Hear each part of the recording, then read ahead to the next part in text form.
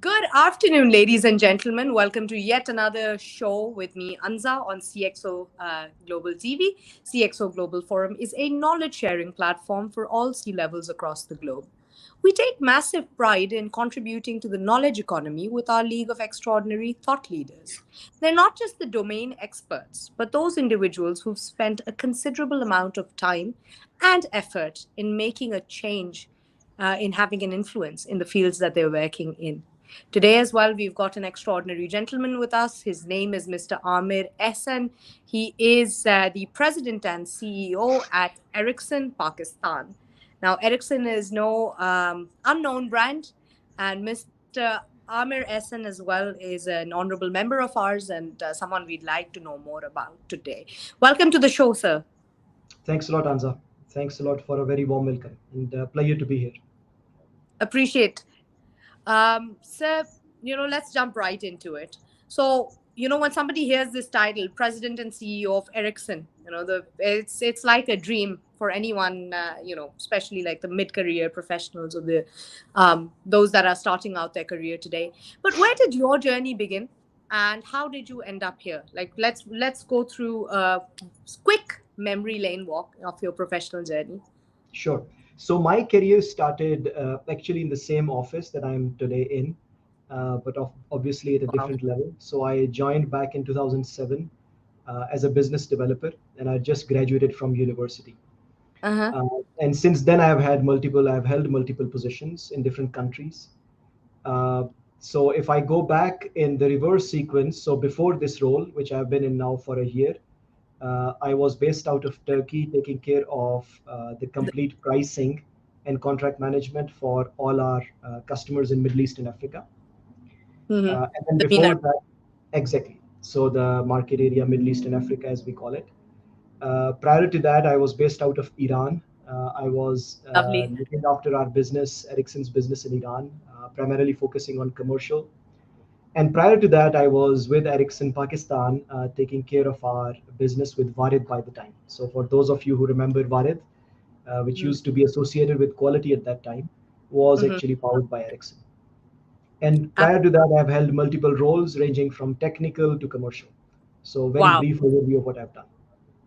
But that's brilliant. It was a brief overview, but mashallah, you've accomplished quite a bit. And the interesting thing that I like about this is that you've sort of covered all the departments and sort of, Yeah. I now understand how wholesome a CEO is, after listening to your journey today.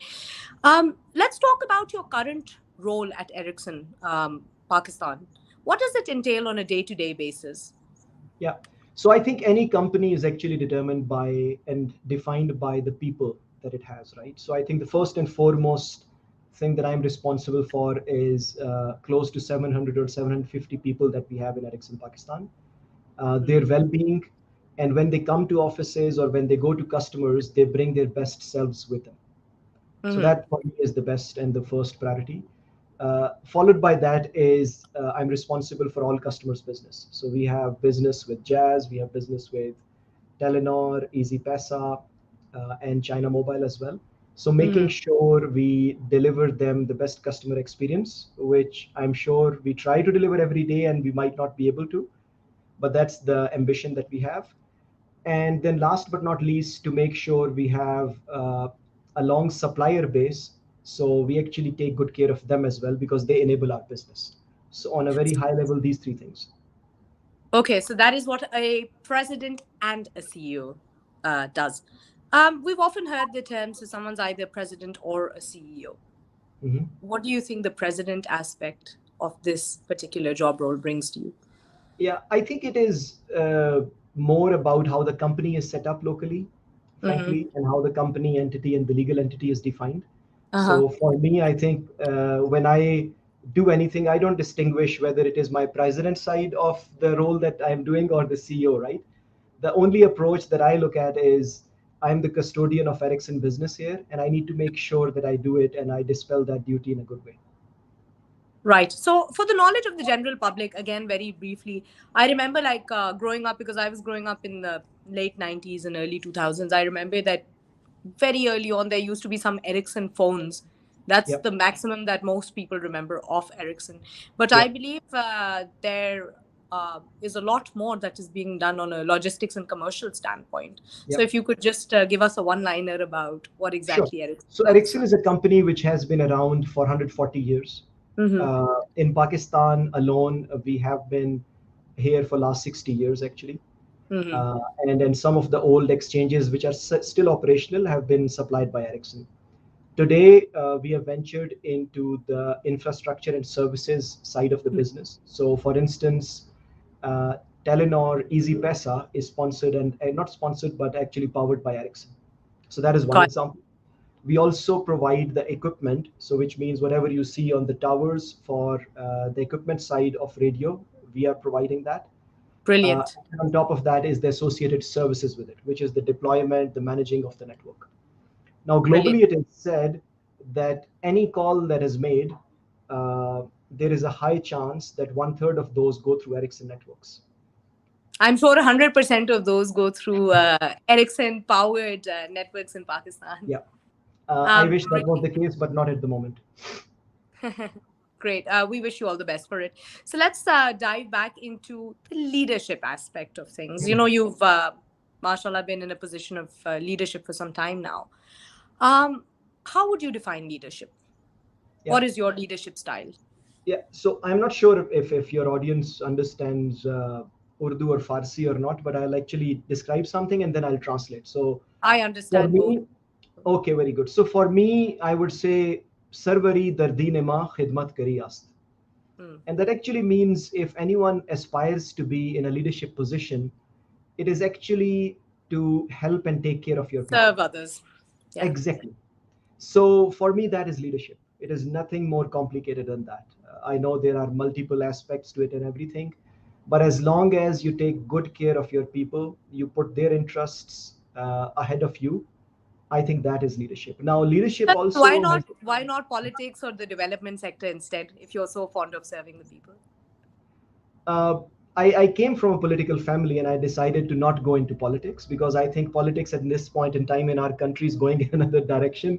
But that's a Right. debate much longer than this call. Uh, I think another aspect which is important for me in leadership is I think from time to time we believe we get the leadership role because of our title. That is not Yeah. the case. Leadership for me is a compliment which has to be earned, and you Yeah. need to earn it every day. And you can only do it through your actions, and what you say needs to be proven by what you do. It needs to be inspired. Exactly. In So let's move on a little and talk about the young professionals of today. Hmm. You know, you said something very inspiring. What would your advice be to these young professionals today? Let's say, even those that are at the mid stage of their career. What are some of the things that they need to keep in mind to make themselves future ready? Yeah. So I think one thing which has really helped me, and I think I've seen it helping other people, is to have a clarity of thought. You want to do so many things in life, but I think you really need to be clear on where you want to be in next 5 to 10 years. And one way of answering that I always ask my team is, imagine today we are sitting in 2027, so 5 years from now, or 2028. Right, that's What for is yeah. it Right. exactly? So what is it that you would have liked to achieve? And then talk about and think about those things and focus your time and energy on that. Typically we only have the capability to focus on few things, not more than maybe 3 to 5. So focus on those things. Also try to understand things which fuel your fire, things that put you out of your comfort zone.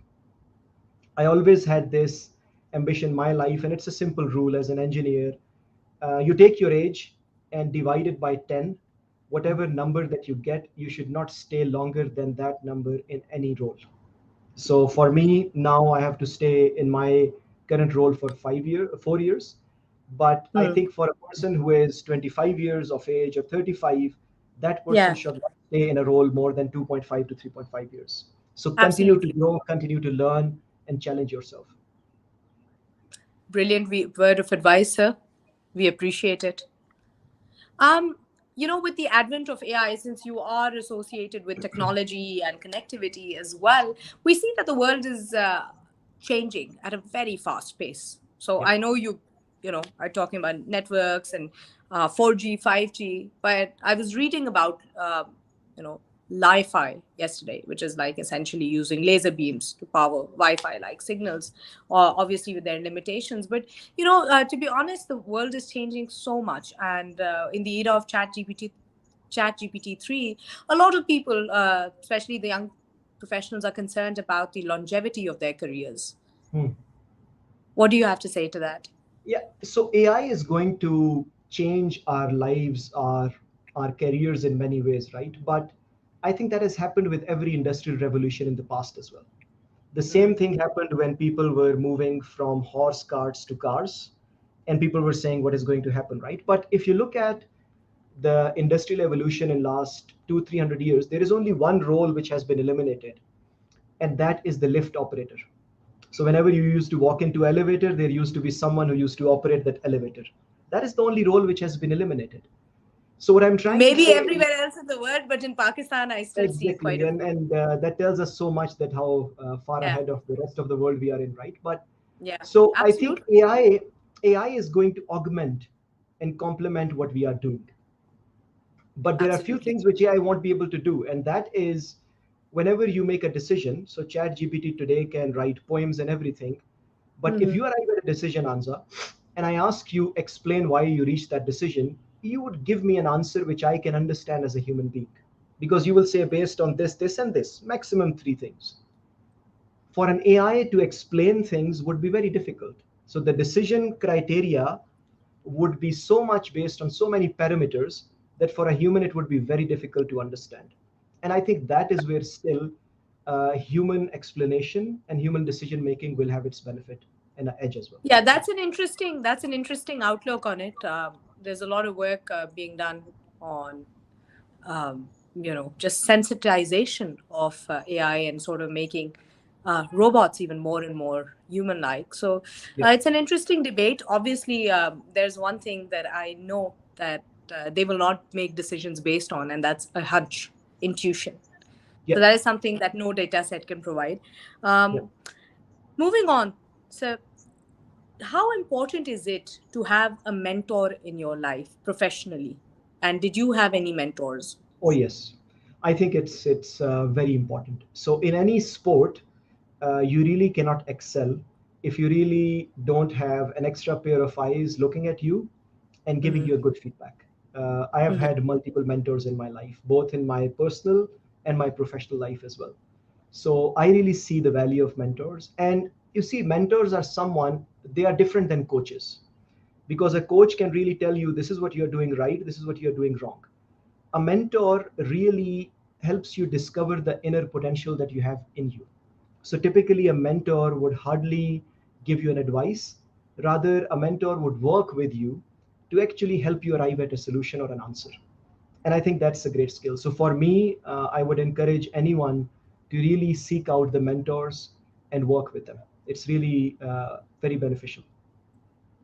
Any one liner that you remember from a mentor, any one word, any one piece of advice that stuck by you through your professional career? I think one thing which one of the mentors told me was remember, half of the knowledge is having the ability to say, I don't know. Yeah. And that really has stuck with me. As cliche as that sounds, it's something that is very true. And It is. I think if half the population even understands that they do not know and have the courage to say it, we'd be Exactly. a much wiser nation. Um, let's move away from your professional life, but let's talk a little bit about your personal life. What is the one or two things about you that we would not gauge by looking at your LinkedIn profile? Uh-huh.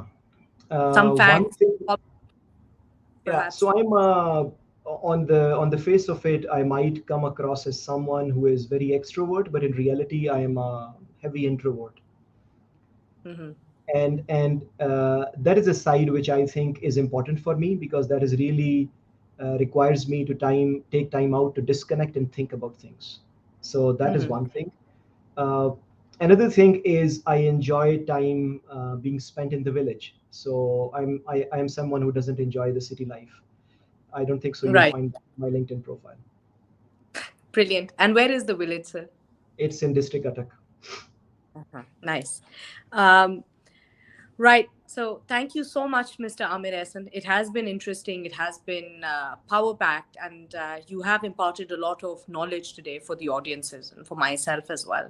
Appreciate your time. Please keep contributing to the knowledge economy.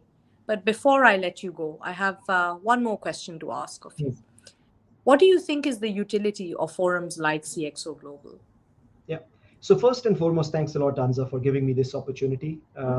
And I think there are many things that I learned out of this conversation as well. Before joining CxO Forum, I actually took up a chat with Kamal because I'm not someone who signs up for things and then without being convinced on the value. And I think the vision, the mindset that he has for taking it forward is really bright. So it's not what we see today, but also what he has in his mind as well. I Right. think forums like this really are helpful for us connecting and sharing knowledge with each other as well. But at the same time, hearing perspective from others. Because in the busy lives that we are in, and especially for CXOs, the fall index is so high at the top that you hardly see a perspective from anyone else. But I think the beauty with this is it brings multiple industries together. So we share the perspective with each other, and that is really helpful for me. Thank you so much, sir. And we wish CxO and the team all the very best. And we wish you all the best in your future endeavors as well. Thanks a lot. Very kind of you for having me. Take care. Thank you. And ladies and gentlemen, that'll be all for today. We look forward to seeing you next time with another special guest. A lot of contributions to the knowledge economy. And meanwhile, please keep us updated with your comments and feedback. It helps us improve the show. Thank you.